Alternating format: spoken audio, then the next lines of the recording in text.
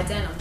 The reason I call myself Denim, I was setting up an AIM, like an account for AIM. And you know, you go on AIM and whatever you want your name to be, you pick it, and then the computer sees if anyone has it or if it's, you know, if it works.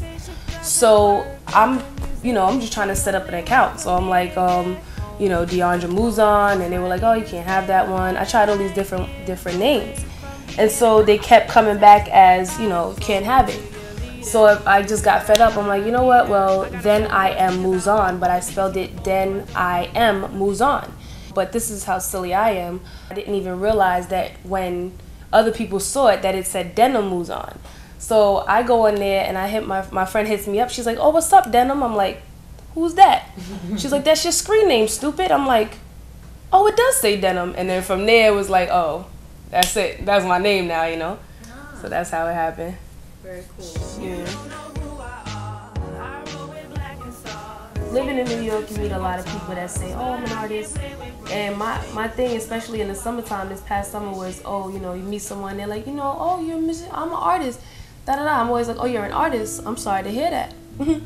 And I know they look at me, they're like, you're sorry? Yeah. Why are you sorry? Like, it's not easy. A real artist, to me, is never easy being an artist for the simple fact that you're never satisfied completely with your work. And if you are, I don't think you're a real artist.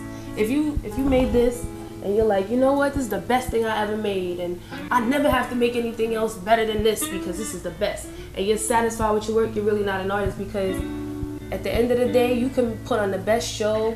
Everyone thinks, oh, you did such a great job. But at the end of the day, you're still going to be like, nah, you know, yeah, it was cool, but, you know, definitely need to do this and that and the third, because you're never satisfied with what you do. You always want to make it better. That's why so many painters and different kinds of artists, they always reinvent their work because they're not satisfied with what they're doing.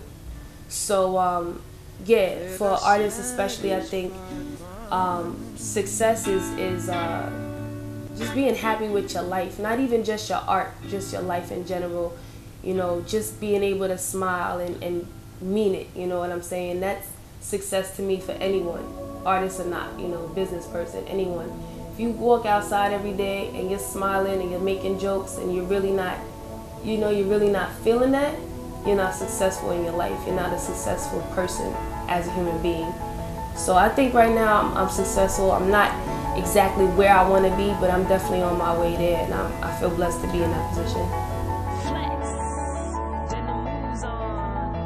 My family is, you know, there's no way in the world I can even describe the way I feel for my family. Like, the love that I have for those people it's almost disgusting. Like, I don't even think you're supposed to love people like that, you know what I mean? Like, my cousin, I said to her a few months ago, we went in front of my friend's house in Connecticut, and I was like, yo, I was telling my friend, she's right there, I'm like, man, I love my family, boy. I can't even explain to you. She was like, oh man, she was like, Dion, she called me Dion. She's like, Dion, you love me? Dion, you would die for me, Dion? I'm like, shorty, I did that already. You ain't saying nothing to me right now, you know what I mean? Like, that's not even an extent to where it is. I would live for you, you know what I'm saying? So dying is easy, you know what I'm saying?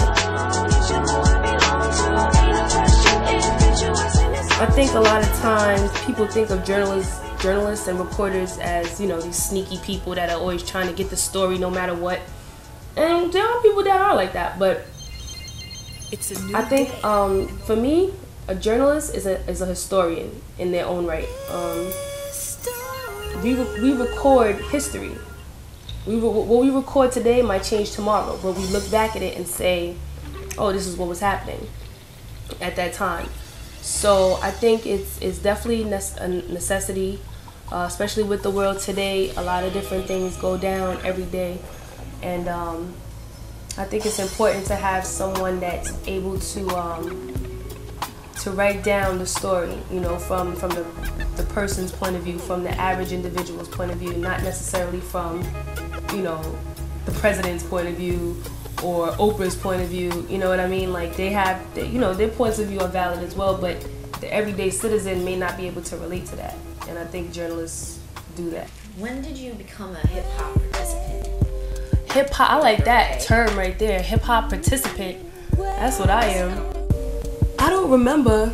No, I don't have that beautiful, you know, when I fell in love with hip hop, it was this, you know, that brown sugar type of thing. I don't really have that story, I'll be honest, but I do remember the first time that a hip hop artist made me cry, and that was when I think I really fell for like the whole genre of music that hip hop is. And I remember distinctly I was in my middle school, John Philip Sousa, which was MS 142 right in the Bronx, across from Edenwald Projects.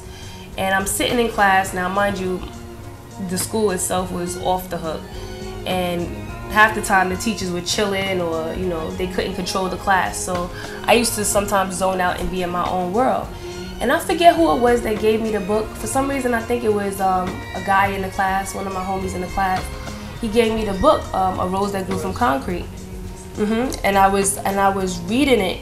I remember sitting there. I think I had a double period class. It was Spanish class with Mr. Suarez. He was hilarious. And I was just zoned out, and I'm just sitting there with my head on the table, like reading the book like this. You know, I just read the book straight through the first time. And I remember exactly which poem it was too. It was this poem called When Your Hero Falls From Grace. Oh, I think it's called When Your Hero Falls. And it just hit me so crazy in my chest, because it was like he knew exactly how I felt at such a young age for him to have written that, and I never met this man. So, you know, it was like, this is my mother. This is how I feel. She's constantly falling from grace. And I you know, even at the time with all her problems, I always felt like she was like some type of angel to me. So I remember I just started crying. I'm like trying not to let anybody see me cry. So no, I'm alright, you know what I'm saying? Just a little emotional, whatever. So that book, from there, it was like I was just hooked. I mean, Pac was like everything. Pac, what? That's to this day, he's my favorite artist. To this day, he's my favorite artist of all time. And like, you know, he really inspired me. I don't think I would be doing hip hop if it wasn't for the things that I learned from Pac's music. For sure. He could say these things and be so powerful, you know what I mean, with just his words, and that was it. That's all he had, was his words and his ideas. Everything is moving around us. We all see our own version of a bigger mantra unfolding. What do you see? See in the world? That's a good question. What Let them know. In this world, I see a lot in this world. I mean, it's small and it's big at the same time. It really, really is. Believe me, it is small. But I see a lot. I mean, I see God in this world. I really believe in God. And I see God. I see the devil. I see happiness. I see sadness. I see struggle. But I see, you know, the beautiful struggle, like, you know, Ali. It is the beautiful struggle, because with bad is good, and with good is bad. So I guess for myself, everything inspires me, the good and the bad alike, because it makes me want to do more for others, you know, for other people to realize that, you know, you can do things. You're not stationary. You know, you are vibration. You are moving around in this world. So you can make things happen with your mind, with your presence, with your physical being. You can do things. And so I just see a world that needs me. You know, even if I play an insignificant part, I think it's a world that needs Denim Mouzon. You know, and I think I still need it, regardless of all the negative things that it can produce at times. I think I do need the world, for sure.